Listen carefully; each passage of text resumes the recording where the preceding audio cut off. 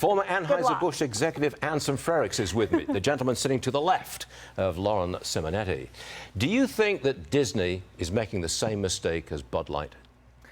I think they are making the same mistake as Bud Light, and I think they've been making the same mistake as Bud Light for over a year now. If you take a look at it, if you remember, take a look at Disney's mission statement. What is Disney trying to achieve as a company?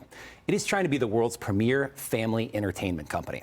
You go back 1 year, what does them getting involved in the parental rights bill in Florida have to do with them being the world's premier family entertainment company? It has to do with nothing. And if you take a look at it, they had an approval rating of 77% of people loved what Disney was doing. It cratered to 33% after that. And you take a look yesterday, even Disney, they had their earnings yesterday, and they missed their revenue numbers yesterday. Why? Because millions of subscribers stopped subscribing to Disney Plus. Their theme park attendance is down. So they're making a big mistake getting involved in these controversial political issues that have nothing to do with the mission statement of what they're trying to achieve. Now, you're the guy who wrote a very good op-ed titled "Why Woke Capitalism Works" for Ben & Jerry's. Okay, you can spell that one out for us if you like, but I want to know why it works for Ben & Jerry's, but obviously didn't work for Bud Light. Yeah, so it goes back to the mission statement of the company, which I talked about with Disney. Right. Mission statements are very, very important for a company.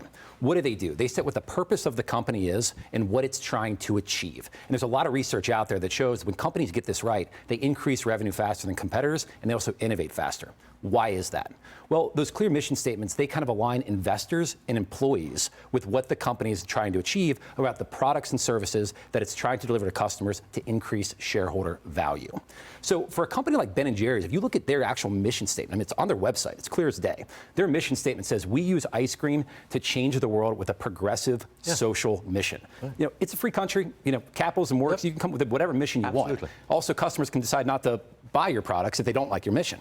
But for someone like Ben & Jerry's, so when they do things like they try and do defund the police initiatives, on 4th of July this year, they said that the U.S. should give back land to indigenous people. That's just part of their mission and what they do. They're not trying to hide anything. They're not trying to be disingenuous. They're actually authentic because this company is just, you know, a couple of hippies up in Vermont that founded this company. They're just authentic to what they're doing. Now, that serves probably like a smaller minority of customers because less than a third of people want politics with their products. Right. But for those people that do, Ben & Jerry's has found a decent market share with them. You know, we introduced you as a former Anheuser-Busch executive. We should really have introduced you as the president of Strive Asset Management, which I believe is Vivek Ramaswamy's operation, isn't it? Well, you're much more famous with Vivek than you are with Anheuser-Busch.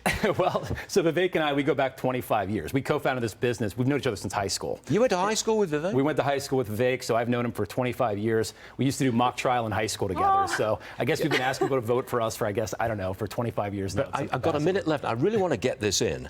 You're going after BlackRock, aren't you? We are. You've got two funds. You're launching them today, and they're directly going after BlackRock and their ESG nonsense. That's it. This goes back to the mission as well. And this has been mission failure at BlackRock, where they want to try and increase the financial security of everyday citizens.